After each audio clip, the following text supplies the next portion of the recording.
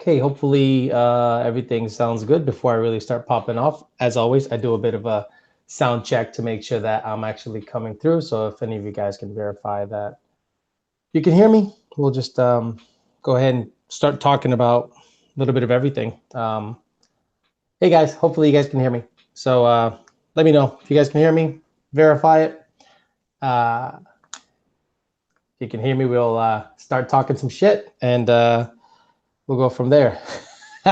Okay, so let's power. Let's get it out of the way. Hell yeah, two valves rule. Mas puto. What's up, pinche beach? Bicho, I hear you. Sausage fest here. Okay, so you're on. What's up, guys? Sorry I missed you guys last week. Last week I was thrashing with Mike. Well, actually, Mike was doing most of the thrashing. I'll be honest. Getting the Fairmont done for the American Muscle Show, and you're like, American Muscle Show? What are you talking about? Well, at the end of the day, you know, you got to be where the people are. And in the Northeast, around that time of year, that's where the people are. And the American Muscle Show is actually a good sized show. And nowhere did I want the car to be more than there, because it's all Mustangs, right? When you go to the American Muscle Show, it's all Mustangs and it's all people that have, you know, the American Muscle audience. So I wanted to bring the Fairmont, and Lund Racing brought like 8,000 horsepower worth of cars. We had customer's car GT350, actually an S197 GT350, basically something that was made special for him. Blue Goose, Black Bean, Dakota's car, Brandon's car, my Fairmont. What else was there? Senior's GT500. It was just straight nasty shit. We figured it was about 8,000 horsepower worth of car that went up there. Represented real well. Tons of people were in the booth. Real cool. Had a real fun time. So I wanted to make sure that, you know, got represented. And as you can tell, if you can tell, but I'm burned, dude. I got totally burned up there. Like the sun was in my face the whole time. And I literally just kind of stayed there and just kind of, you know, got burned and talked to people all day. Now let's talk about the American Muscle Show real quick, right? It's a typical car show. They had a revving contest, but if any of you follow me on Instagram, you saw some of that. They have a burnout contest. They have a drag race portion. Now the Blue Goose did have the overflow tank. A lot of people saw it do a burnout and then not make a pass. It's because the overflow tank created a leak. Car's fine, engine's fine, overflow tank was leaking. So we said, let's not run it down the track and get the track all wet. The Black Bean went 9.6. It developed a little bit of belt slip. So we decided, okay, went 9.6, got some data. We're not looking to like bring the car out, and had a real good time. It was actually a bunch of customers, potential customers came through. A couple of people were a little frustrated that we couldn't get to them, but it was one of those situations where we got 15 to 20 people at the same time in the booth. So if you want our attention, you got to get in our face and say, hey. And some people knew that. They would just grab me and go, hey, Alex, I got this, I got that. So some people might have felt that we purposely didn't talk to them, but that's not the case. Not the case at all. Okay, so that was that. It was a good time. I drove 18 hours up, 15 hours back. I was tired. I was so tired, but got it done. Now it's back here in Florida. We're going to go ahead and finish it, get it started, get it done already in a couple of weeks, hopefully. Then the news today dropped that the new 2020 GT500 is going to have 799 real horsepower. Clever marketing, because if you call it 800, then people are going to go, oh, it did make 800, you know, even though they're running it on Arizona 91 octane. So someone said, look here, motherfucker, I paid you $5,000 to tune my F-150. Wow, that guy's a fan. He remembers the conversation from last week. Anyway, so the new GT500 is going to have 800 or so flywheel horsepower. So what's that crank? I'm sorry, what's that rear wheel horsepower? Probably 700. Can you achieve that in today's power adders with pump gas? Yes. I have tuned many Whipple and VMP and Roush cars that just get really good, sweet 93 octane, whether it's in the Carolinas or Louisiana or Texas, and they make 700 wheel at about 13 pounds of boost, or 12 to 13 pounds of boost, and it seems to be happy. But this thing is like, from the factory, it's gonna legit make that kind of power. But at the end of the day, that tells me a couple of things. similar to the Roush trucks, like 18 and up. And Junior's the one that found this out, so I'm going to give credit where credit is due. They have logic in there, so when the IAT gets high, it closes the throttle. Okay, that's kind of the downfall of the Roush kit. A lot of people go, well, why don't you guys tune the Roush kit? Honestly, you can't really make that much power with the Roush kit unless you have an ice tank, nitrous, this and this and that, or you throw the IAT retard out of the way and keep the throttle open. There's literally logic that closes the throttle when the IAT gets high on new Roush kits. Blows my mind. So does that mean the new GT500 is going to be limited in the same fashion? Maybe. But I'm kind of interested like in the politics of it all, right? So why doesn't the new GT500 have a Roush or Ford Racing, the conventional, you know, the one that's in Roush cars? Why doesn't it have a 2650 like that? It has a completely new top mount intercooler setup, similar to like a ZR1 or a, you know, CTSV, you know, or Edelbrock, you know, basically intercooler on top, rotors on the bottom. I always thought that to be a little like, what happened there? Why did they choose to go that route? But direct clutch, dual clutch transmission, 800 flywheel horsepower. That's a low 10-second car, guys. That's a 1040, 1050, maybe a 1030 car in Northeast DA in November. So that's going to be pretty stout. It's not going to be demon numbers, but it's not meant to be a demon killer. It's meant to be a car that can turn, stop, and get it in the quarter mile. I think that's going to be real cool. So that happened today. And then I got you caught up on the American Muscle Car Show stuff. So I'm just going to go dive right in, answer your questions, pick through whatever subject you guys want to talk about. It's free form. It's just talking shit all day. We're going to talk about GT500. We're going to talk American Muscle Car Show rev contest, all that stuff. I already got a couple of guys asking me how much I weigh. Today I weigh 218. So there, enough of that bullshit. So let's, I'm going to scroll up and get with the questions and see what's going on out there. But yeah, it was a good time.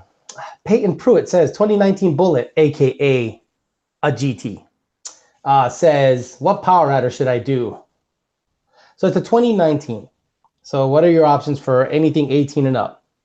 You got an Edelbrock, you got a Whipple, you got Paxton Vortec, or Pro Charger. There you go. When do you want the power? What do you want to do? What kind of power do you want to make? If I were you guys, if you're on pump gas, stay under 10 pounds of boost. Doing like an 8 PSI, 7 PSI, the biggest dinner plate pulley you can get on that guy. Why?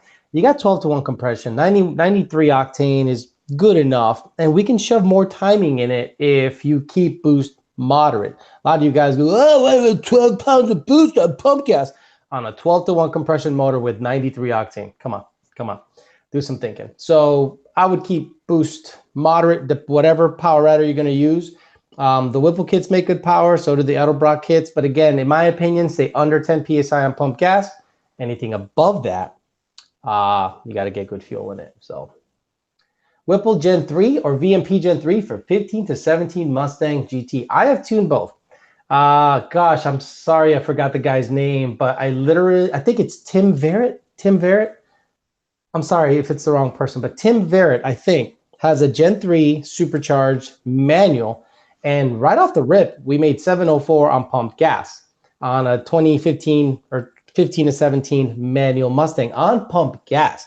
Then he, as we all do, he got a return style fuel system, pulley down, and he is now sending it. Like he's probably making 830, 840, 850 on E85 return style fuel system, chilling. And the other day, I think last week, he says, hey, let's desensitize the NOx sensors because I really want to party. I'm like, all right, this guy really wants to go after. So we did, and he's out there racing, enjoying the car. So look, the VMP Gen 3 is proven. Everyone knows it. A Whipple Gen 3 is proven and does really well also. At the end of the day is, when do you want your power? When you pulley down a Whipple, like a 3.5 pulley, and a 20% overdrive or a 20% overdrive in a 3.75, that bitch makes all the power.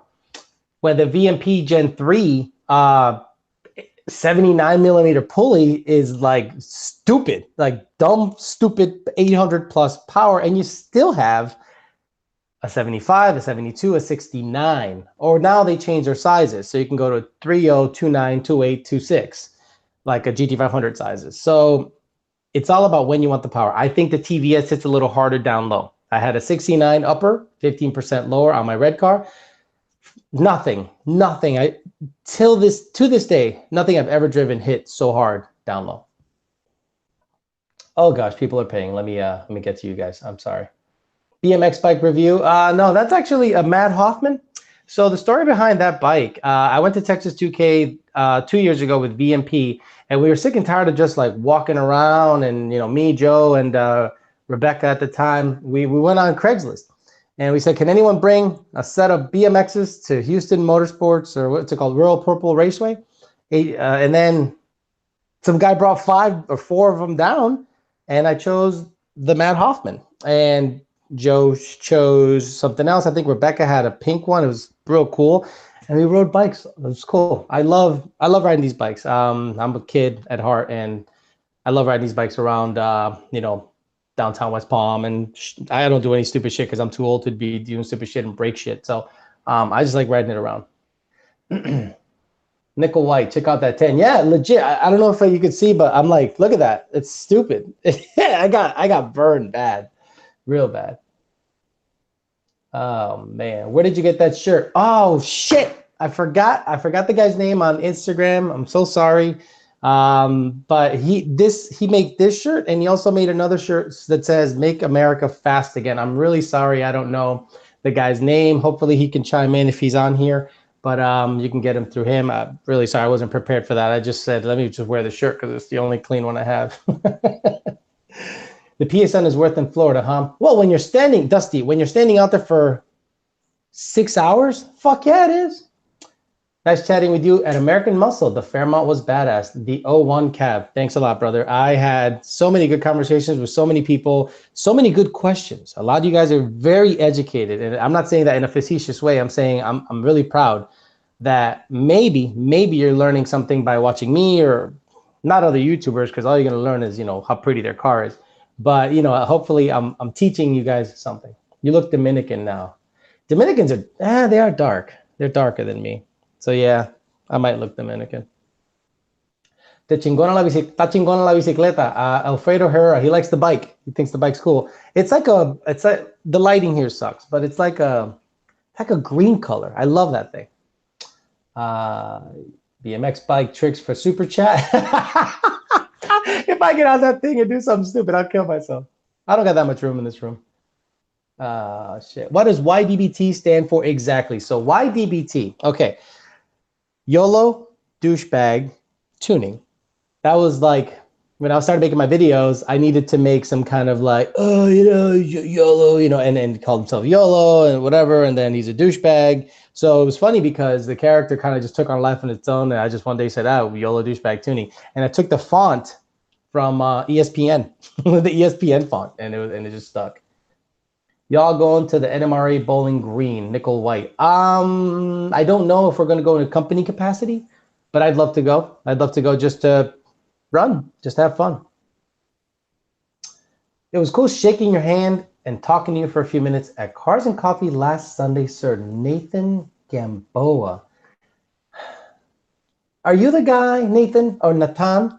Are you the guy that has a black GT, or are you the guy that has the white 17 with the Cobra Jet? Let me know, Nathan.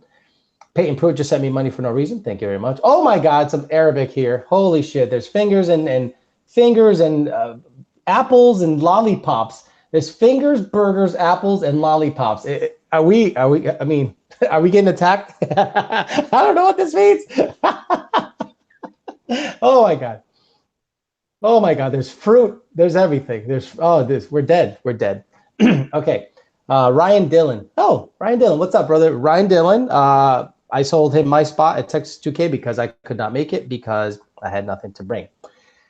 He asks, do you think the DCT transmission will have the same power loss due to drivetrain as the current automatic cars? No, dual clutch. So it will read like a manual. Okay, it's not a slush-o-matic, it's a clutch. So it will read like a manual car, so it will transfer more of the power to the rear wheels. Blow by Racing, keeping up with the Joneses, my favorite troll account / fan ever. They make some of the funniest fucking jokes. Says, can compare to our Reaper system? Is that something you? I have no idea. Maybe he's just fucking around, but I love that troll account. It's awesome. Rami's here. Where's Rami? Where you at? Rami's here. Let me see. Rami. Someone referenced Rami. Rami right now is killing it in Puerto Rico. Okay, if you are in Puerto Rico and you have anything, he works on everything. Apparently, he works on Hellcats. He works on CTSVs. He works on kitchens. He works on trash compactors. You name it, he will fix it. And naturally aspirated Coyote down there running 1080s. A VMP TVS stock motor, Gen 3 car, automatic, full weight, running 9.3. We got a turbo car that will run low nines, probably in 2 weeks. Went 9.7 last week. He is just, I'm so proud. Again, guys, Rami Zaidan was a guy a customer. He was a customer of ours at VMP. And he just said, I want to work on Mustangs one day. And he got with us, started working on cars, has a business, thriving business, working on all types of hot rods in Puerto Rico. Could not be prouder of that man.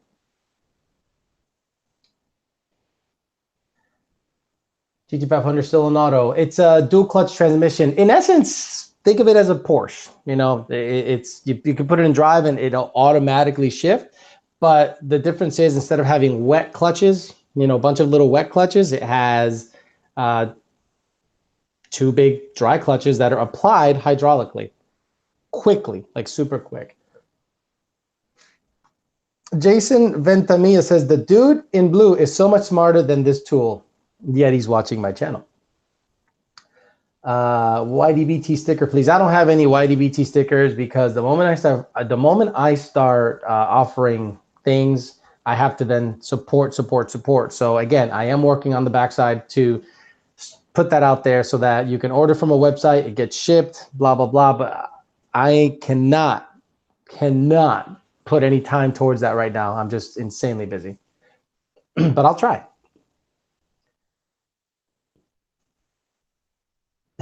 Someone says a Venom Pats Demons on the back. I don't get that. Great meeting you, at American Muscle, Eric Batchelor. Great meeting you too. I don't remember who you are though, because I met so many people, but nice talking to you. The Chech, Mr. Val Float City, Brandon Derita, says E85 is the only way to go. I'm sure he's talking to Juan, who says 12 PSI, 93 octane, 12 volt compression, 15 degrees of spark, no issues. Yeah, okay. That's why 15 degrees of spark. If you're at 12 PSI, bullshit. You must have the sweetest fuel on the planet. Juan. Or your NOx sensors are off. David Miller for $2 says, will you have my baby? Will I have your baby? Meaning, am I supposed to be the receiving end of the dude? Or like, do you get... What's a burble tune? Joe Martin knows. You know what a burble tune is. Burble tune is when you're accelerating and then you let off and decel and the car does a whole bunch of backfiring. People seem to love that. That's crazy to me. Okay. So, hey, Alex, when I go boost on my 18 F-150, should I go Whipple, Edelbrock, or wait for the VMP's blower? I wouldn't wait. There's stuff now. There's stuff right now. The Edelbrock blower is proven to make a ton of power. Whipple's blower, the Gen 3, I think, fits on the newer F-150s, or maybe it's a Gen 5, the front feed version. Actually, they're both front feed, but one looks more square than the narrower one, and that one seems to be the one you want to get. This channel needs more Terminator swaps. No, thank you. I do not need any more Terminator swaps. Why would you swap a Terminator into a car? Terminator, and then you're going to control it with what? A Terminator computer, a limited computer? Or are you going to go, well, let me put a Terminator engine in a Notch or a Fox and then control it with a Coyote computer? Just put a Gen 2 Coyote motor in it and make way more power than any Terminator could think of holding up to. No, I've seen stock Terminator with make 1,000. Bullshit. Bullshit. Okay. What are the negative driving characteristics of a cam lobe tune? Well, have you ever driven a cammed car, like an old cammed car, chopping away? That, I guess it'll exhibit similar characteristics. It'll kind of chop, chop, chop, and then until you get going, it gets out of that overlap range and it seems to be happy. But at the end of the day, it's not meant to be a tune you're like supposed to be able to drive on, or we offer drivability with. It is literally something you go to the Big Y, the VFW, the Cars and Coffee, the Wolfies meet with, choppity chop, not idle, you know, normal like the loser, and then go home. It is not meant for you to drive every single day. It is just for show. Okay, Jordan Fats says, holy shit, these names. On 20% overdrive with 385 or 40 Gen 5 Whipple 93 tune, can Lund cut throttle to keep boost at 8 to 10 psi on the E tune and open it up or allow for both? What? Why don't you just not put a 20% overdrive in it? Why don't you just like keep a 4.0 upper and a stock overdrive? I don't get why you want to put an overdrive on it and then limit throttle to 10 psi. Why don't you just pulley for the right boost instead of relying on the tune? Sure, we can give you 85% throttle the whole time or 70% throttle, but then when you get gapped by somebody, you're going to go, oh man, it's not making enough power. Why don't you just pulley for the right boost instead of relying on the tuner to cut throttle? Because at the end of the day, you might still make more boost depending on throttle. I'm not going to sit there and manipulate the throttle, you know, oh, let me take out 5%, let me take out 3%, you know, 17 tunes later so that you can target 10 PSI, and it's literally half throttle because you're pulleyed for death pulley 15 PSI. Be smart, man. Be smart, man. You don't need a 20% overdrive. Why do you need a 20% overdrive? Why don't you just have a 375, a 38, a 40, or 3625, and a 35 ready to go, instead of a 20% overdrive and a 40 and be already at 14, 13 PSI.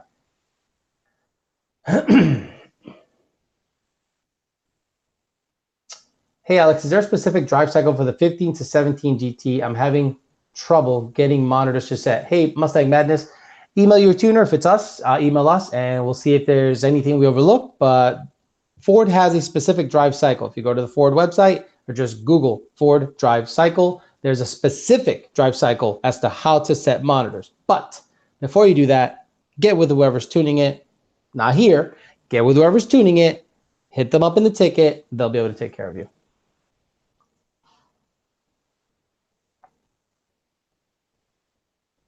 Milton Brown, you speak of the VMP, Whipple, Edelbrock, Paxson, so on. Do you recommend the Kenny Bell? I recommend what I mentioned. Alex, thoughts on the 18 block with 14 heads? Javier Gonzalez. Well, Manuel Gomez did that. He called it the 3-2-1. Basically, the Gen 3 short block with the Gen 2 heads and Gen 1 cams. And it made a lot of power. It made over 1,000. I don't know for how long, because it's still a stock bottom end. So I wouldn't really want to ring out a stock bottom end at 1,000. But at the end of the day, it made good power. So, you know, if I were you, I look into it. But the head gasket situation might be funky. So you might have to look into that. I think the head gaskets, if you have like a Gen 1 set of heads on a Gen 3 short block, I want to make sure that we know which head gasket you use exactly. I'm going to remove this guy putting up hamburgers everywhere. I'm going to just remove them, and I'm going to put user in timeout. Get all those hamburgers and dumb shit out of there. Someone banned the Arabic guy. He keeps spamming. I already did. Yeah, I saw him, and I banned that shit. I don't know what the hell he was doing. I figured you would be at the Trump rally. There's a Trump rally in Florida? No. Puzzle, GT500 horsepower, fake news, Eric Batchelor. No, I believe 800 crank. I believe 800 crank from a 2650. And that's the other thing. I apparently can tell the future, because the first or second day I worked for VMP, they allowed me to take the GT350 home. And that was the first time I had an extended time with a GT350. And I thought, man, this car is good, but wouldn't it be better if it had another 250 horsepower? And then I explained in that video, man, this thing would be badass if it had like 200 more horse and like a 5.2 and like a TVS. I like called it perfectly. So I believe 800 rear wheel horsepower. I'm sorry, I believe 800 crank horsepower, which is about high sixes, low sevens to the tire. At the end of the day, I think that's attainable, but not all the time, not across the board. I don't think you can drive from Florida, get 93 in Florida, make 700, and then think you can make 700 all along the way because different 93 octanes or different stations with 93 are going to perform differently. 93 in Florida is garbage, is bullshit. But when you go to North Carolina, South Carolina, Louisiana, Texas, it's very good. Then you get to Arizona and you might as well put chocolate fucking milk in your tank. And then you get to California and you might as well hand in the keys to that fucking car because it's illegal to fucking have it in California. All right, I'm going to start removing everybody. These spammers, man, that must mean I'm popular. Okay, so Carlos says, are some high-pressure fuel pumps louder than others on the 1819? Mine seem to be compared to my buddy's 18. Can it be turned off and run ID 1050Xs? I don't think you want to turn off DI totally. I mean, it has its benefits. You know, I wouldn't want to just turn it off and rely 100% on port injection. And if it's noisy, I mean, just get a louder exhaust. Honestly, I mean, what do you really care about? You bought an 18 Mustang and you're complaining about DI tick. Dude, it is what it is. It's like complaining about a diesel and complaining about how it sounds. Hey, Alex, what do you think about the Department of Boost supercharger kits? So the Department of Boost supercharger kits are actually pretty good. I like the lower manifold. I like the lower manifold a lot. It allows you to put any GT500 bolt pattern blower on a Coyote. So 11 to 17, you can get the Department of Boost kit and get a leftover Trinity blower. Don't get an M122. Please don't get yourself anything from 07 to 10, or 07 to 12. Don't even, it's such a waste of time to what, 530 horsepower, 550, 560? Get a TVS. Guy, get a Trinity blower. If you're going to get a Department of Boost kit, wait.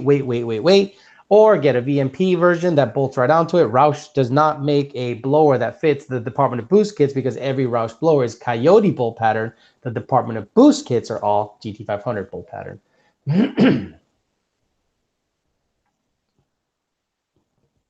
Yeah, I saw Mustang Lifestyle PBH, G-Stank says, Fairmont in the background, and thought myself, please don't touch that car, kid.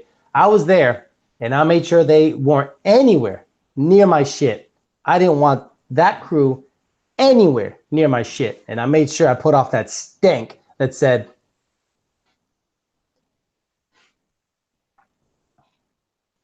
a DCT. What's a DCT? A dual clutch transmission, bro. Come on, man. I don't think you'd want to do a stroke. Okay, they're talking to someone. I was just on Cali that explained why there was only 91, and I was going to Flat Fog, and then Caravan was on 93. I don't know what the hell he's saying, so he's talking about some other shit. So impending disaster says T56 swap 11 to 14. How much should I expect to spend, or should I just get a Ben Calamer built stage 3? We'll be making a 50 wheel. Get a Ben Calamer stage 3. Because what's going to happen is when you buy the transmission, you're going to spend not only the money on the transmission, the shifter, the cross member, the drive shaft, the bell housing, and the clutch.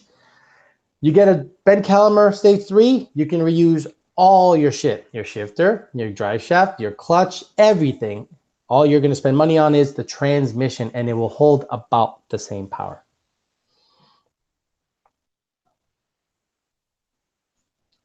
Does Power by the Hour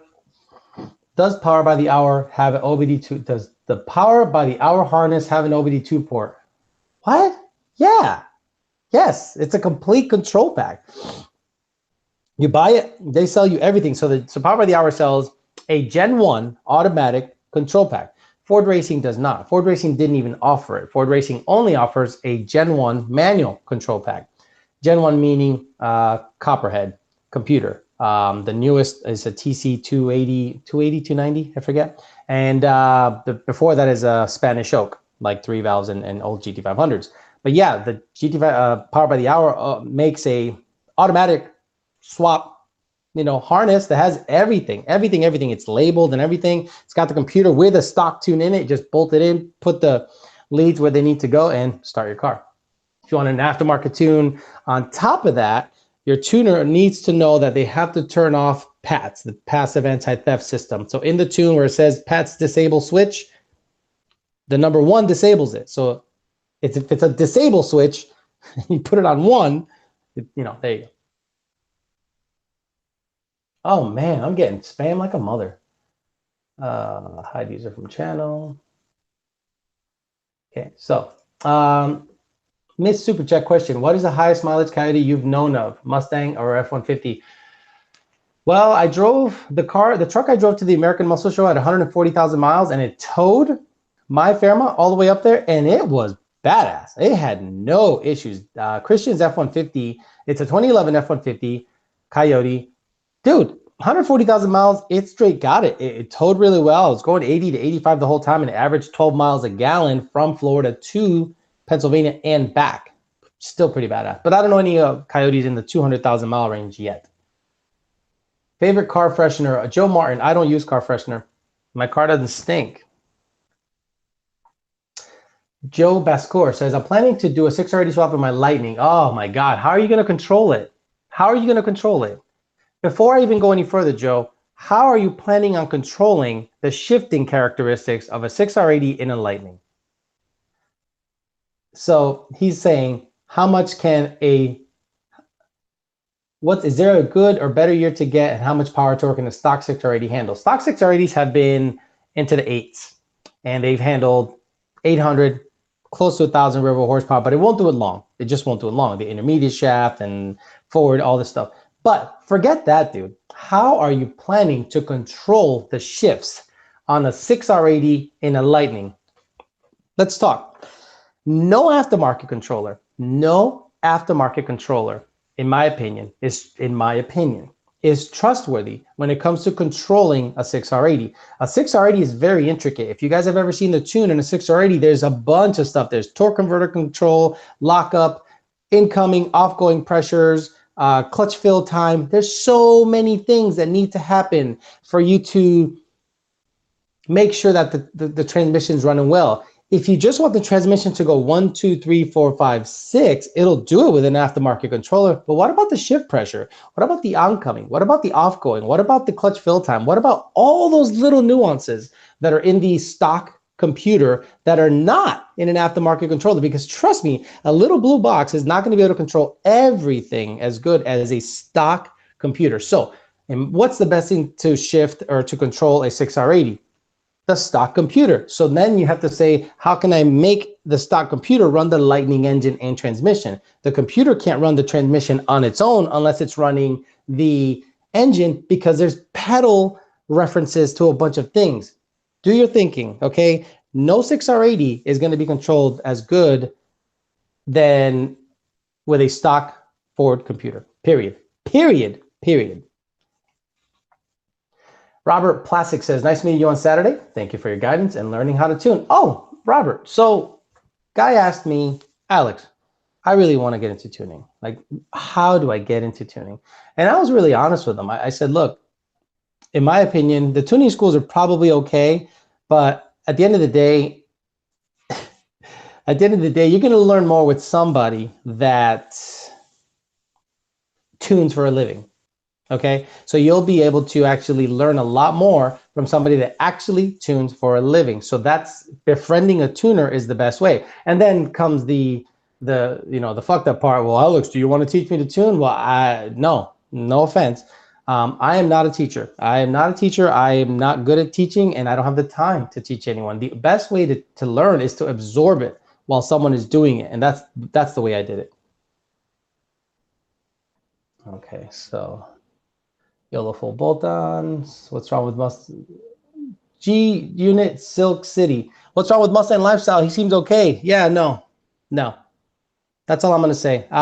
There's some shit that popped off, like on real shit, like real life shit that popped off when Homeboy was still at VMP, and I'm one of those guys that I don't forgive, man. I don't forgive or forget. So yeah, no, we're not cool. I don't dislike them. We're just not cool. They can do their thing, and I hope their channel grows and thrives. I don't want anything to do with that crew.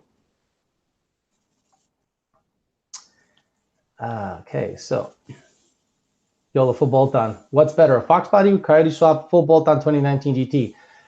He wants to spend about $20,000 to $25,000. Miguel Avila.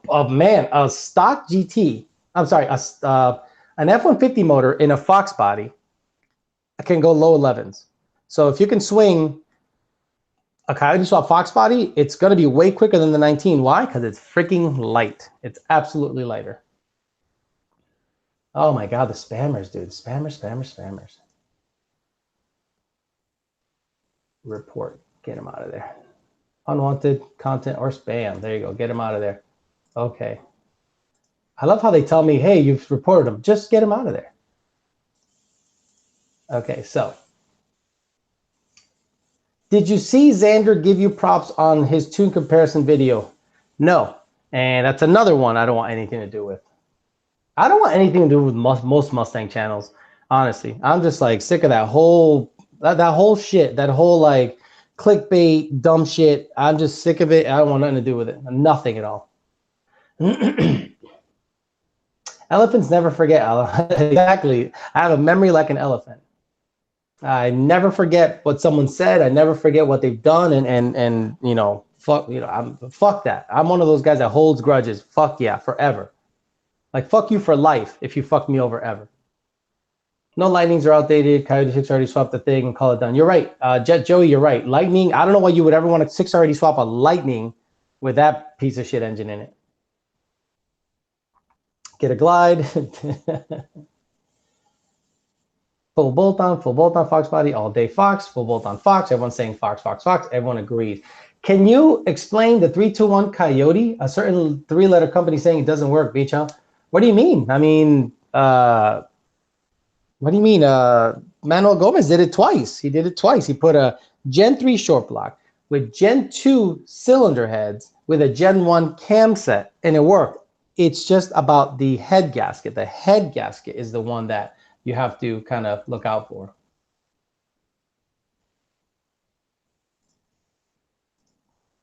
Okay, so a certain 3-letter company. There's a lot of 3-letter companies, man. There's like most of them are 3-letter companies when you think about it. What's faster, 500 horsepower at 2,000 pounds or 1,000 horsepower at 4,000 pounds? So 1,000 horsepower, 4,000 pounds is probably good for 8s, depending on mile an hour. So maybe, like a high 8 or a low 9, maybe a 9.1, 9.2 at about 150. 500 horsepower at 2,000 pounds, probably about the same. Don't you think? It's probably about the same. Probably a little quicker because that's 2,000 pounds. That's an interesting. I think they're probably about the same, basically horsepower to weight. Alex, what do you think about the Gen 3 block, ported Gen 2 heads, custom cams, Cobra Jet, E85, my 17 GT? Would that work? I don't see why not. Again, it's all about the head gasket. The head gasket. I love how people keep hitting me up on my messenger, and I'm like, I'm using my phone as my camera, and it's just my thing is going off like crazy. Hell yeah, brother. Someone says, hell yeah, brother. I guess Cletus is out there driving like in the middle of, I don't know, somewhere for some Rocky Mountain rally thing. That's kind of cool. He's doing it with the Corvette, so that's legit street car right there. If you don't think that's like a legit street car, and he's out there driving hundreds of miles between tracks and racing it, it's pretty legit. Stock Film says, skip super chat question. Jesus Christ. Here we go. Stick Film, Stock Films. GT350 half shafts for 18. MT80 boom, PMAS cat delete E85 bias ply, or should I go with a G-Force half shaft? G-Force half shaft. I don't think the GT350 half shafts are any better than GT ones. I mean, they might be good or better, but I don't think they're like as good as G-Force ones. Full bolt on. Everyone's just full bolt on. Alex, be keeping it real. Love these dude. Yeah, dude, you gotta understand. There's a lot of channels out there that are okay networking, and they're okay, shouting each other out because they want to be YouTubers, right? YouTubers want to be YouTubers. I don't care. I mean, I do this, and what I do is I try to spit out information. I don't say, hey, look at my channel, look at my channel. That's to me like pumping your own tires. You're trying to like be this grandiose thing. At the end of the day, you're not giving me any information. I want to learn shit when I'm on the channel. So I try to teach people as much as I can. 9 times out of 10, when I get mobbed at shows, they're asking questions about tuning. They're not saying, let me look at your car because I saw it. They're saying, let me look at your car and ask questions about the build process, the tuning, and then it leads to potential future customers. That's my thing. Other Mustang channels want to just grow their channel for the sake of growing the channel. That's fine. I want nothing to do with them.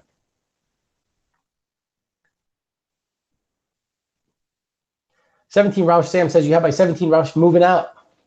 Thank you, thank you. I saw a Dodge SRT8. Wait, saw a Dodge Challenger with 3 cars in one. Trunk had SRT8, fenders had the Hellcat badging, grill had RT. I had an instant YOLO feeling. G. Warren. Did it have the yellow protective strips on the front air dam thing? Because that's like a Dodge thing. I think it's for protection for delivery, but they keep them on because they think it looks so cool. I've seen worse habits. I mean, I've seen way worse habits, but that's a new one to me. Can I get away with just booster pumps if I want to go E85 on my 09 GT500? No, Martin Fregoso. No, I would prefer you get, if you're going to get like a 2013 GT500 fuel pump setup and booster pumps, I think you're way, way, way better off. 1991 Fox all day. Your videos give great info, and I went off on your old videos about data logging. Some of the best info on the web. 17 Roush Sam. Yeah, okay, so this is what I have on my channel. A lot of people make fun of me for posting these videos, but at the end of the day, guess what? They watch my videos to learn how to upload a tune, to learn how to data log, to learn how we want the data log sampled. So at least you're learning something. So what I do in the tuning queue, if someone says, man, I'm having trouble putting the tune on the device, can you show me a how-to? Boom, here's my video. Hey, I don't know how to data log. I've never done it before. I'm fucking scared. Boom. It's for a customer, you know, not for anything else. I'm not going to get 900,000 views by saying, oh, I went to a race with a car that, you know, I snuck a car in the race that wasn't supposed to be. I don't give a fuck about clickbaiting you into looking at my shit. If I get 9,000 views on my crap, 9,000 of you learned something. At least I hope. Worst habit than the Dodge yellow stickers had to be the people putting the Buick vents on everything. I don't even know what the hell you're talking about. Demonology keeps his on. They absorb the bulk of the scratches and can't hate on that. His car flies. Hey, if the car flies, car flies. Do you have any opinions on the Steeda cold air intake on a 13 GT? Can get one for cheap off a friend. So the Steeda has a 101. An older 95 millimeter, so 95 millimeter 901. Then they have a closed air box for the 815 and up stuff. The 95 and the 101 are pretty badass. And from what I've seen, the closed air box ones have had some issues with some idling that they're working on. Again, they're working on them. So as of now, they're 95 millimeter and their 101 are pretty stout. How long do you think the Camaro will last before they are dying? Honestly, TTC Savior, I think the Mustang and the Camaro they're not long for this world. This is why. Unless the Mustang does an insane, what do you call it? Evolution and becomes hybrid. Oh, hybrid. Not like a Prius. I'm saying like an NSX. I was listening to the Joe Rogan podcast, very good podcast. And he talks about everything, which I love. And he talked about the Acura NSX being hybrid, but I think the batteries are charged by the motor, by the brakes, similar to F1 technology. Have you ever seen an F1 race? Have you ever seen an F1 race and you see these cars just fucking getting it? And I guess they have a certain spot on the track that they're allowed to use the additional power from the electric motors. And when they are allowed to do that, I think they can only use it a couple times during the race because they charge by hitting the brakes. Basically inertia, you know, either the brakes or the engine charges the batteries to power the motors. And then when they're allowed to use that extra boost, the car just zings past shit like nothing. The Mustang needs to go a similar evolution, unfortunately or fortunately. A lot of you guys that love the Corsa Extremes and like making all this noise, you're going to probably have to get used to a twin turbo V6 Mustang in the future with hybrid technology. What is today? June 18th, 2019, I said the Mustang needs to be twin turbo V6 with hybrid technology for it to survive. Remember that. If it happens, at least I can say when it happened. But I think that's what needs to happen with the Mustang. Because when you look at the Mustang, it's becoming a Porsche. Oh, what do you mean? It's becoming a Porsche. The GT500 has dual clutch transmission. They got rid of DI because it sucks dick. It sucks the fattest dick on the planet. And they went back to port injection, a 2650. Notice they didn't go turbo, guys. 2650 TVS from Eaton, not Roush. Again, weird how the politics work around that, but whatever. So now it is a dual clutch transmission. So what is preventing them from saying, let's take this same platform or maybe an iteration of it and make it a twin turbo version, same DCT, but let's make sure it has electric motors in it for fuel efficiency and straight power, because a twin turbo V6 is going to be quick, but a twin turbo V6 with 200 horsepower worth of motors behind it is going to be stupid. And I think that's the next evolution that needs to happen to all of the pony cars, all of them, in order for them to survive, because a gas-powered V8 supercharged pony car is a fucking dinosaur and it's gonna die, and they have to evolve. Sorry, they have to evolve. More spam, goddamn. I'm gonna put user in timeout. How do I delete that user from the channel? Regenerative charging from the brakes. 2022 Mustang will be a hybrid. See, Eric Batchelor? See, look at that. Thank you, guys. I somehow can tell the future. What are you girls? Twin turbo V6, the Coyote. What are you girls? Twin turbo V6, the Coyote will die. It will die. The Coyote will die. The Coyote has to die in order for the Mustang to survive, and I'm okay with that. I'm more than okay with that. Someone, 5.0 Khaled, asked me 2 3-letter companies for a motor. I like L&M and I like Livernois. And depending if, excuse me, if you're gonna stay under 1,000 rear wheel horsepower, just get an illuminator.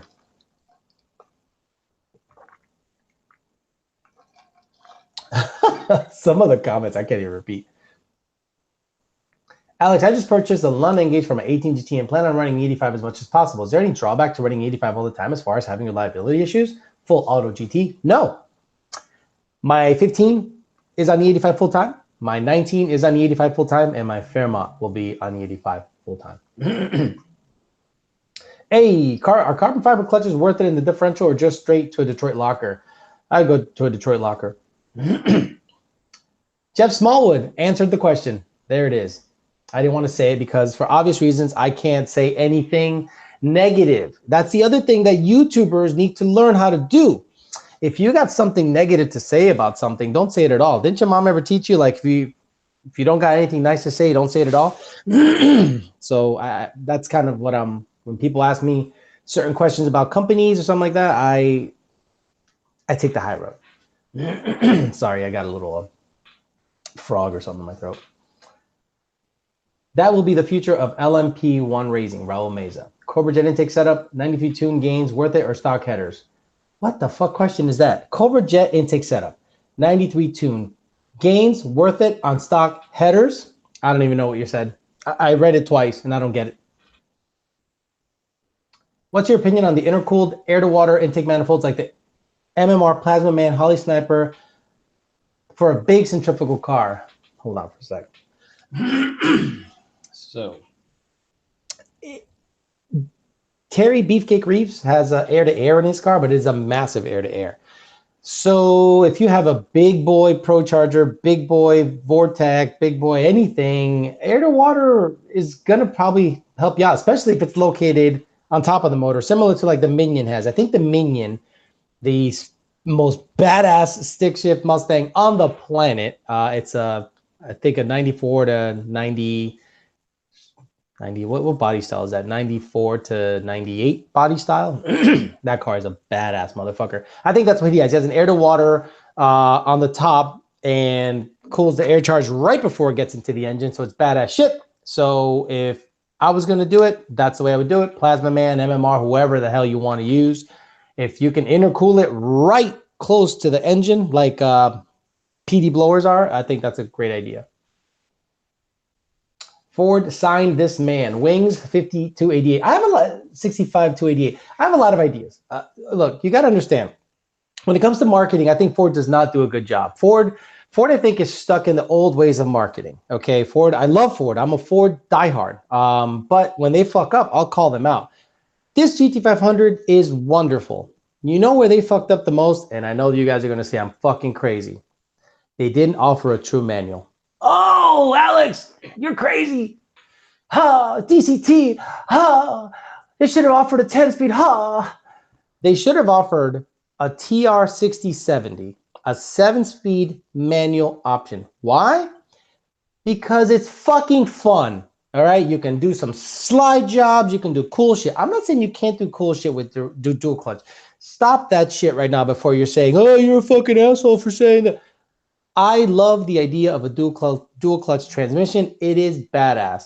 But what do I love even more than that? I love doing a 1-2 shift and fishtailing my way around a corner. I love doing a 2-3 power shift. I love downshifting. I love controlling what the car is doing, because sometimes what you want to do to the car doesn't make sense computer-wise, but you want to do it because you want a desired effect, right? Whether it's sliding the car around the corner, whether you do a 1-2 shift early just to blaze the tires. You know, the DCT is not going to short shift 1-2 when you want it to. It's going to do it via pedal. Whereas a burnout, if I do a quick 1, then slam it in a second and get a lot of tire speed, I can carry that burnout. Not at a track. I'm saying just doing hoon shift. Ford, you fucked up hardcore on the new GT500 by not offering a true manual option.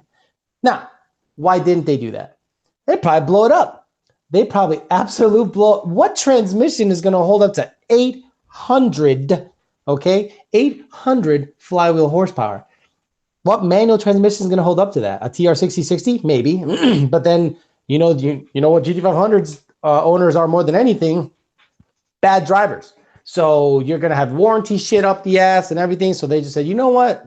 Let me just do a dual clutch trans, call it a day, and we're done. Can you tune a Tesla? No, but that'd be a good idea. That'd be a real good idea. If you can, if we can like tune a Tesla. I'm dog sitting a pooch here. Her name's Coco. She's like a mix of a French bulldog and French bulldog and Pitbull. She's barking at nothing.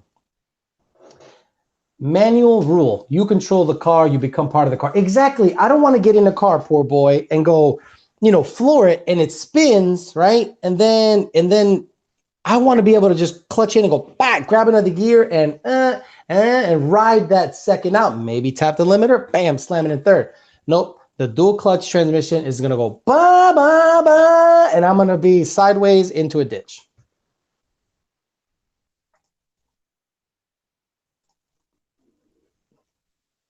I'm removing this guy. So who will be the first manual conversion of the new GT500?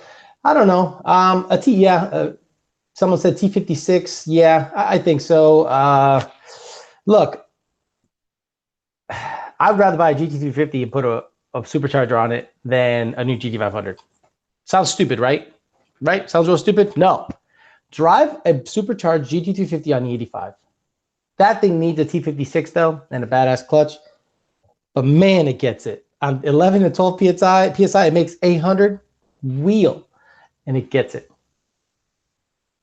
What do you think about That Guy Marin's channel? I never heard of That Guy Marin, but anyone that names themselves That Guy something, like that dude in blue, that dude in the V6, that dude in the Subaru, that, it's like the most, I don't know, non-creative shit. Jason McAllister says, 2016 GT, looking at Edelbrock 2650 stage 1. Good man, stage 1. You don't need a stage 2.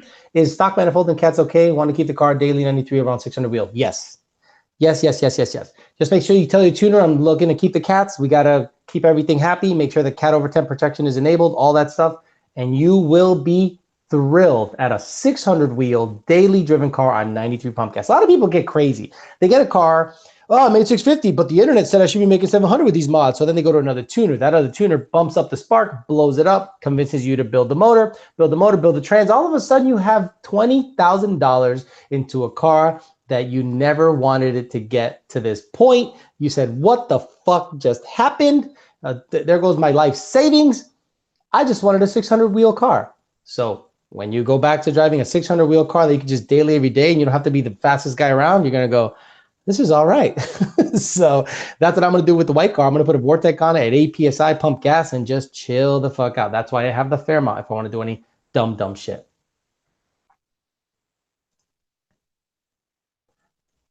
I got to report this dude. He's spamming this shit. I'm going to say it's hate speech and graphic violence.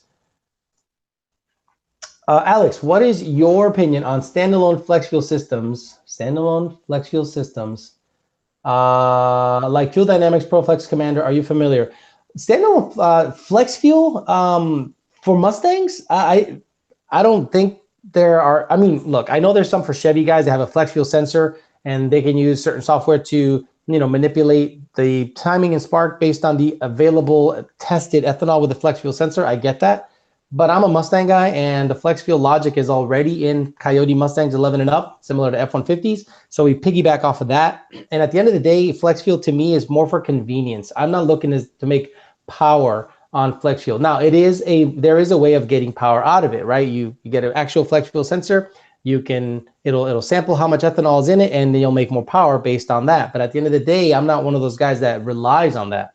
Flex fuel to me is convenience when you have a mix. That's all. When I want to chase power, I'll put straight E85 in that sucker. So I'm not really interested in aftermarket flex fuel technology. When will we see the Fairmont go down the track? Jose Gomez. It'll be a little bit. I got a lot of catching up to do. I want to make sure that I get everything squared away. I want to make sure that starts with a key, suspension setup. I got to put a cage in it. I got to put subframe connectors.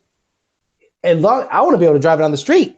That's my main goal right now. I want to get everything rolling, everything straight, suspension straight, and go for a drive. Just go for a drive. Someone just gave me $5 for no reason. Thank you. Do you tune pushrod cars? Sorry, do not. I'm with you on the GT350 over the 500 just because of the manual transmission. It's sad, but I'd buy a new Camaro ZL1 because of the manual being available.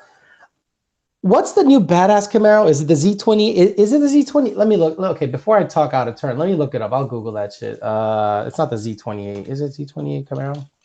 I don't think they make a new Z28. I think the last Z28 they made was in 2015. But let me look up a ZL1 Camaro. Yeah, that's a badass ride. It looks good. It looks really good.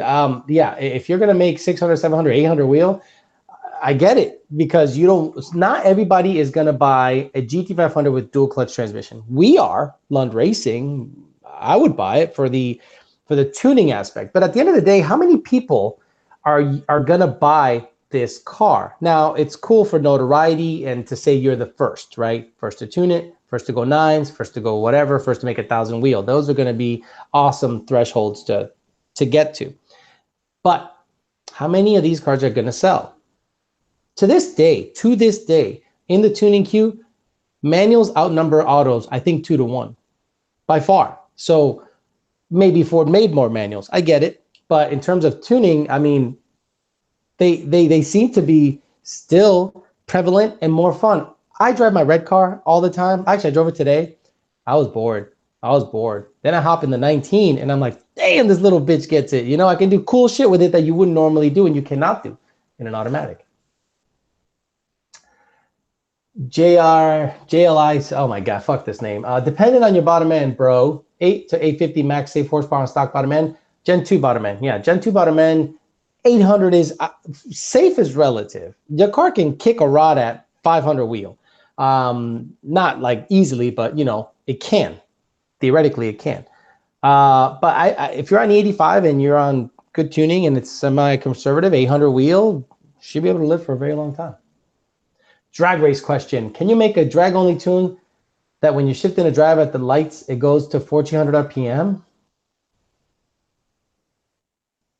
What? What? Can you make a drag-only tune that when you shift into drive at the lights, it goes to 1400 RPM? I don't even know what the fucking, I don't know what that means. You know how you do that, right? Use your foot. Use your foot. You can go to 1500 RPM. You can go to 2000 RPM if you want. Weird. I want to go fast. Man, I'm getting spam. Report, and it's pornography. This one's pornography. Shit. Did Lund run the Terminator at the AAM event? No, they did not. They only ran the black car, and Brandon ran his car, but the Blue Goose blew the reservoir tank. So no, we were not able to. ZL1 1LE. That's it. That's the badass motherfucker. The ZL1 1LE is probably the bad motherfucker that Chevy makes.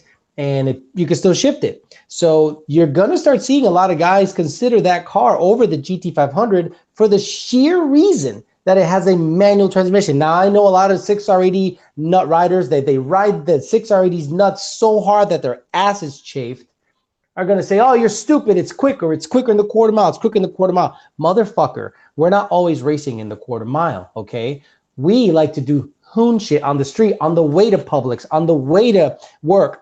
That's when you have fun. And that's when the manual becomes fun. You stupid motherfuckers are out there saying, autos are always faster. Right, in a straight line. But let me catch you on some turns. Let me catch you doing some hooning shit. And you're going to be going, fuck, I can't do that with select shift. When I floor it, there's a huge delay in downshift. Exactly. So I think Ford really fucked up by not offering a option with a manual, even if it might be slower, even if it might be less efficient. It is more fun, and you are in control, and you feel in control more so than something that's going to select the shifts for you. Oh, well, you got paddles.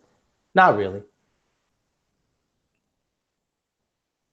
Hey, Alex, what would you recommend for street strip suspension on a 15 to 17 supercharged 600 horsepower-ish thing? Michael Diaz, I would hit up Steeda. Steeda does road race. Steeda does drag race. They do everything. And if you say, look, I want a daily driven car that's going to be fun, do some hooning, I'm at 600 wheel, what do you recommend? They literally probably have just packaged for you. Go, here you go. Obviously, there's other companies, but I don't mention them for a reason. Not that I think they're bad. I've seen Steeda stuff on the road course. It's pretty badass shit. I've seen Steeda stuff in the Blue Goose, and that's really badass shit in the drag stuff. So I think they got it down.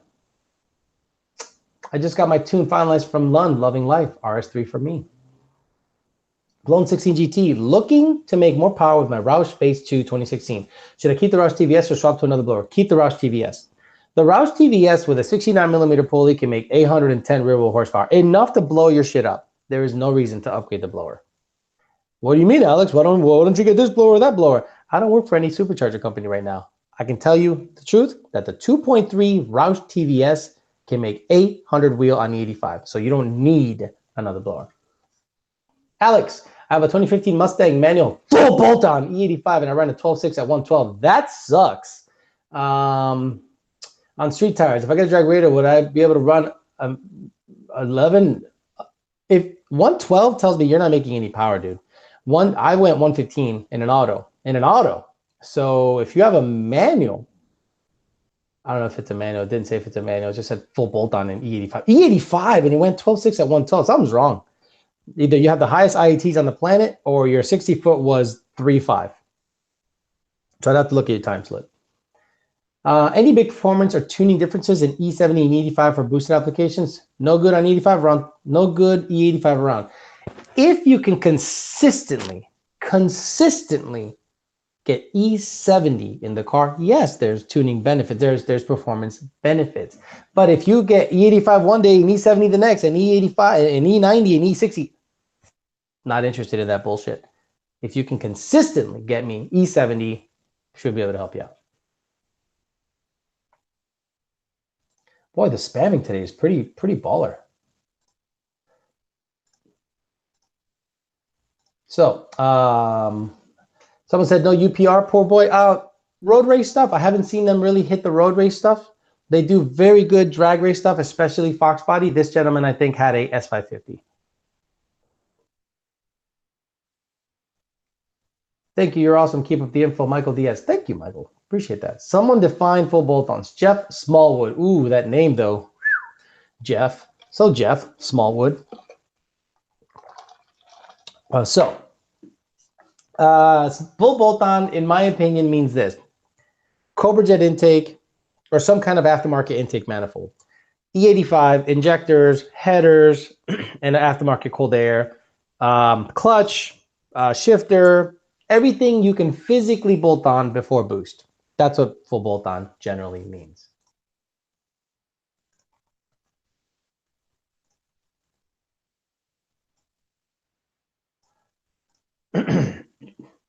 Extra tightly, fully bolted. Fully bolted on. Bolts with double nuts. Imagine my high school days. Haha. Yeah, Jeff, I'm sorry. You can either just change it to Jeff Little Penis. I'm kidding. You know I'm kidding. Relax. Alex, you flex tuned my 17 GT, completely stock car except for the tune in 85. Car laid down 429 horsepower on the dyno? Was it an 18? No, fuck no, that's high, dude. 17? 429? Dude, bone stock car, 429? That's like astronomical. Either the happiest dyno on the planet or you got a factory freak, you know? How much power would I make if I went stage 3 full bolt-on, cam only with fairy dust? Cam is a bolt-on. So are superchargers. Superchargers are a bolt-on. It bolts on. You don't weld anything on unless it's a custom turbo application. Full weld, stick welded on. I have a filter-only car. I need a cam loped idle tune for a 2012 NA Focus. Now that's funny. What do you think of my bolt-on 19 10-speed will run with a 150 shot? It might run well in the 1040, 1030 on a good day, maybe a high 9. Who knows? SAE corrected, right? Yeah, if it's like SAE, if it's STD smoothing 1, yeah. Laughing my ass off, factory freak. You know, remember those guys that were going on dynos and they were like factory freak all the.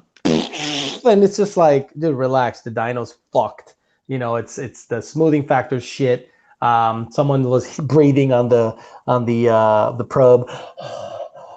Okay, make a pull. Up 430. Let's breathe on it some more because the hotter you get the probe or the atmospheric, the thing that samples the air, the conditions around you, the more power the car makes. If you put a hair dryer on the stack, make a pull, 4,000 horsepower. How much for you to look at a data log? Dusty, I do not look at a data log unless you are tuned by Lund Racing. I got the unicorn engine. It was built on Monday. I'll pay you $1,500 for your taurine tune. Cody Cooper, I think he's a Texas guy. Free info to everybody. Nestle Quick Mix and whipped cream is yummy. Free info to everybody. Nestle Quick Mix and whipped cream is yummy. Nestle, you know, I haven't heard Nestle Quick in.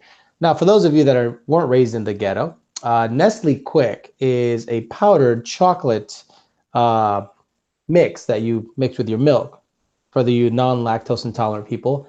Now, what I used to do is I would take a scoopful of Quick and just eat it. So I bypassed the milk altogether. Jose Gomez, 2018 Mustang Performance Package, long tubes, PMAS, E85, full weight, tuned by you. Car went 1130s. Is that a decent time for the month? Fuck yeah, dude. Jose Gomez, for a full weight car, it went 1130s? That's badass shit. Take the seats out and go on a cold day, that bitch will go 10s. Yola trying to come out? What kind of power can an illuminator motor take? About 1,000. I'd say about 1,000 wheel. We got a guy, there's a guy at Power by the Hour right now. White S197 with an illuminator, ported heads, ported lower manifold. Bitch runs 880s like it's a job. And that's about 1,000 wheel.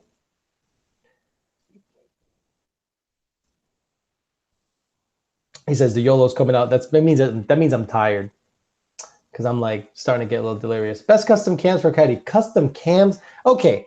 So the people in Dubai, the UAE, Saudi Arabia, Qatar, all those places are obsessed with compression and cams.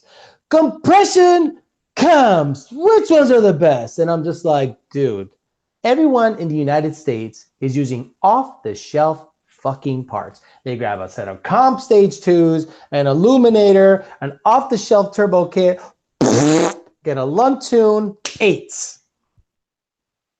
Why does everything have to be custom and 18-to-1 compression? I want to get 18-to-1 compression. We do top end pulls over here. What the fuck? Look, in the United States, okay, if you look at all the YouTube channels, if you go on all the stupid forums and you're trying to do all this research, the street stuff is all off-the-shelf stuff. Houston has some of the fastest, cars in the United States, and they're always racing. Like on Monday, Tuesday, Wednesday, they're always racing. And it's Aldo Weld kits, it's Hellion kits, it's TVS superchargers, it's motors built by reputable companies or Livernois or L&M or something like that.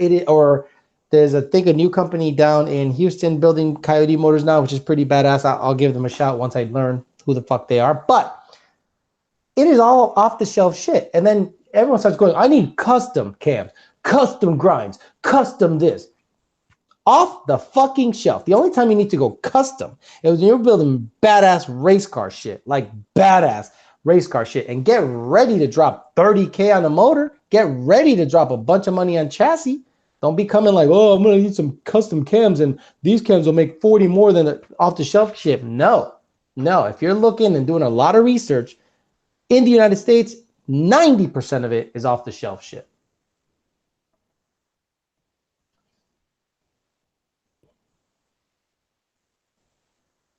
What kind of power numbers would a Boss 302 make with a Cobra Jet? What kind of power would a Boss 302 Mustang make with Cobra Jet, 47-pound injectors, long tube headers, no cats, 85 and a Lund tune? About the same as a regular Gen 2 Coyote. About 460 or so wheel, maybe a little more, depending. Alex, you look like a rabbit. You look like the rabbit on the quick container. Best custom cams? Oh, forget it. I said custom cams. Alex, what kind of power does a 13302 hold motor stock? Hold stock motor. Boss 302s, I treat them just like Gen 2 Mustang motors. They hold about the same horsepower. Boy, the spamming is unreal. I hate it. But what are you going to do? Living the Dream says, have an 09 GT500, 2.5 pulley, PMAS 120, catless tuned. Might not want to make that too prevalent. Clutch is dead at 10,000 original miles. Weekend roll drag strip car. Best clutch replacement. McLeod RXT or a Mantic 1000, which is a dual disc. And if you get the option of getting a sprung hub, it'll be quieter, not chattery. So Mantic 1000 would be my first choice. The RXT is my second choice. Answer. And we will see the fastest NA YOLO. Answer what? I mean, the fastest NA car is Sean. I think he has a Gen 2. And it has a stock motor. And it has like L&M cams. You know, nothing crazy. It's very light and it's very well engineered, but it doesn't have exotic shit. You guys are just get way too into, way overthinking shit. Those Arabs drive their SUVs down the road with two wheels. 30,000 to them is pennies. You'd be surprised. You'd be surprised how cheap a lot of them are. I sound racist now. Now I'm going to get reported. And there goes the channel. Hey, Alex, in previous episodes, you've stated that if our questions get skipped to the simply we asked them. I did. Yet you put me in timeout. What's the deal, brother? I'm sorry, Horseman. I was putting other people in timeout, those spammers. So I might have done it by mistake. But I'm trying to fend off the spammers. So if I did that, I apologize, the Horseman. But why didn't you just ask the question again instead of complaining that I put you in timeout? Why don't you just ask the question again? Would it be easier to buy an Illuminator motor or build my Gen 1 bottom end? Just fucking buy an Illuminator. Buy an Illuminator. I mean, buy an Illuminator or a Gen 2 motor, Gen 2 Mustang motor, which you will start seeing a shortage of Gen 2 Mustang motors. Ford will stop carrying the Gen 2 Mustang short block. They'll stop carrying the Gen 2 Mustang heads. It'll be nothing but Gen 3 going forward. Trust me. Put that shit, I'm telling you, take that shit to the bank. So if you have an opportunity to buy a Gen 2 motor now, get it now before Gen 3. I'm not saying Gen 3 is bad. But I trust Gen 2 a lot more than I trust Gen 3 right now. Eric, Cerametallic or organic disc for Mantic? Cerametallic. Hey, Alex, what exactly changes in the factory tune when you shift into sport mode? Oh, my God, everything. everything. There's torque reduction. There's rev matching. There's shift pressures. There's everything changes. It's a whole bunch of nonsense. Our tunes, on the Lund tunes, you're going to be able to go the quickest and fastest in drive, like in the D position, the D position. That's where we drag race on. Sport mode is a little softer. The shift to shift are a little softer. And we don't manipulate that because if you want to go drag racing, leave it in D. Custom for the win. Fayez Almuzerera, custom for the win. And guess what? No custom anything went any faster than off-the-shelf shit in the United States. Prove me wrong. Prove me some custom shit, 18-to-1 compression, custom. Ain't none of it going quicker or faster than off-the-shelf shit. Prove me wrong. Good talk or common sense. If the build doesn't match, it's just expensive. Brag, great job. Exactly. Can't find Gen 2 heads anywhere, at least both driver sides and passenger side. I'm telling you, Ford is going to just stop offering them. They're going to say Gen 3 only, and then you are fucked. You're royally fucked, because now you got to contend with DI shit. And you're like, fuck me, I'm screwed. Now you're going to be, the secondhand market is going to be, you're going to have to start going to LKQ and buying used Mustang motors. That's what's going to have to happen. Love you, Alex. I wish you could bang my sister, but she's ugly, so I'll get you a lady of the night. You're a handsome mofo. So let me determine if your sister's ugly, huh? Because she can get it. Alex, you hurt our feelings. Look, 5.0 Khaled, it's the truth. I am saving you money. I'm saving you money. Because a lot of people want to go custom because they want to be the first to invent something. I had a customer reach out to us not too long ago. Say, I want to build a custom turbo kit and I want to make my own. I'm like, why?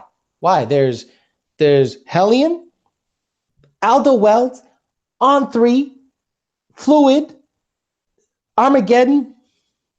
Fuck, there's a lot. Just get the shit off the shelf and put it on. It's gonna work. Hey, Alex, I'd like to build an 8-second car, but was wondering what's your opinion on the starting point. New Edge, Coyote Swap, Ford rotating assembly, turbo, 2011 to 14, S197, same set. So believe it or not, nowadays, building an 8-second car is pretty easy. So it's about money and tuning and who puts it together. So the guys down in Texas do it all the time. Brian Luna, Mexico Racing League owner, and the guys over at Aldo Welds build a very, very quick stock motor Mustang. It was a S550, Aldo Welds bottom mount kit, my 860. Stock motor, stock trans, stock rear end, axles, and some other goodies, but it was a 6R80 too. So it is not that hard. I think it's pretty easy. Nowadays, it's just a matter of who's putting it together and the tuning, and that's 90% of the battle. But if you got a notchback, a nice little, like my car, my Fairmont, I'm hoping it goes 8s. I don't know. It might be a dud and go 950s, but I'm hoping it goes 8s, and that'll be a pretty straightforward build. A Gen 3 TVS or a Edelbrock TVS or a Gen 3 Whipple will get the job done. I chose the Edelbrock due to the front feed TVS design. Again, the reason I chose the Edelbrock is because I want to feed the rotors from the front. I don't want to have them making a turn. And I think that's the most efficient. And if I was to ever port that blower, it'd be nasty. So if I get that car running 8s, that'll show how easy it is. But if you're going to price that out, you're going to be into it for well over $20,000 easily. Hey, Alex, thinking about going full blank suspension on a 13 Boss 302 tubular K members, would you suggest any of the brand suspension? I would suggest any brand but that one. Remember how, you don't want to talk negatively about someone. I'm just saying, I suggest anything but what you just mentioned. Don't ask me why. You ask my opinion, anyone else than who you mentioned. Whipple Stage 2, I'm a 15 with 91 Whipple tune. How much power will the Lund Tune 93 make? No 85, I live in Mass. Ooh, sorry, man, Massachusetts. I grew up in Holyoke, Mass. That's Springfield area, south of Chicopee, north of west of South Hadley. The Whipple Tune makes good power. The Whipple Tune does make good power. What you're going to gain with us is more than anything is ET. You might be able to ET better and maybe shift a little better with the transmission stuff. But power is going to be about the same because I'm sure you have the D-Torque 72 injectors, right? Or the 47s or the 52s. Not sure what stage 1 is. If you have the D-Torque 72s and the stock throttle body, we're not going to make that much more power. But I think the car will go quicker with our tune. Oh my God, oh my God, oh my God. The spamming is ridiculous. Okay, spam. Okay, I'm going to be getting off in about 5 minutes or so, so I'll answer some questions here real quick. Vortic JT versus JTB or go YSI? Depends on what you want to accomplish. The JT trim has gone 8s. The JTB has also gone make 1,000 wheel, or the YSI is the bad bitch. So if you want to send it, that's the bad bitch right there. 8-second car. Start with the Fox body and 347 small block Ford, big turbo around 9mm, and a lot of chassis and standalone electronics. And man, practice. Yeah, I don't want to do that. I'd rather just get an S550, Joe Martin, put it in drive, and go 8s with the turbo, and tune it with an email tune. That's a lot easier instead of doing it with a Fox body. Matt said 72-pound injectors. Okay, so 72-pound injectors will probably be able to make decent power, but it all depends on your fuel quality. And in Massachusetts, they had that winter blend bullshit that sucks dicks. So if I were you, I would stay away from trying to chase too much power with 91 octane. Keep up the good content, bro. I've been following you since you were in Houston, driving a Camaro at a meet. You're right, Cody Cooper. I did drive the Bomberas black Camaro at a meet, and I met you and what's his name? The black fella. Yeah, that's the black fella. Hayes Curtis Hayes. Met you guys down there. And I also met the guy who moved to Kansas City. He had a green hatch. I met all you guys the same day. Will the Terminator wheels fit on an S550? Yeah, but the offset's all fucked up. Best way to swap a Honda 4-cylinder to 11 GT. Someone said UPR, no E85 in Korea. Peace out. Okay, cool. This is a good time to call it quits. Let's 95. Okay, 95 pump injectors or 1050X for my supercharged 2016 GT. I would always recommend Injector Dynamics over anyone because of their data is very good. So if you're going to give me the choice of those two, it would be Injector Dynamics. Okay, let's end it. I had about 360 people watching today. I really appreciate it. I'm going to try to get more content up there now that I'm back and I'm not thrashing on the Fairmont as much. I'm going to bring you much more videos from cars that are being built at Power of the Hour. There's a badass 1,000 horsepower Shelby ready to turn up the wick. There's a 1,200 horsepower GT down there that Jake owns. Jake's wife's car, which is a 96 Cobra, is going to get done pretty soon. I'm going to make a video about that. There's going to be a ton of videos coming out of Power of the Hour. Fairmont builds, Vortec install on the white car, and more NA stuff on the red car coming up in the next couple of weeks. I'm back at it. The thrash is over. Time to pump the content out, and I'll still be bringing you weekly talking shit episodes. And thanks for tuning in for Talking Shit episode 3. Talk to you guys later.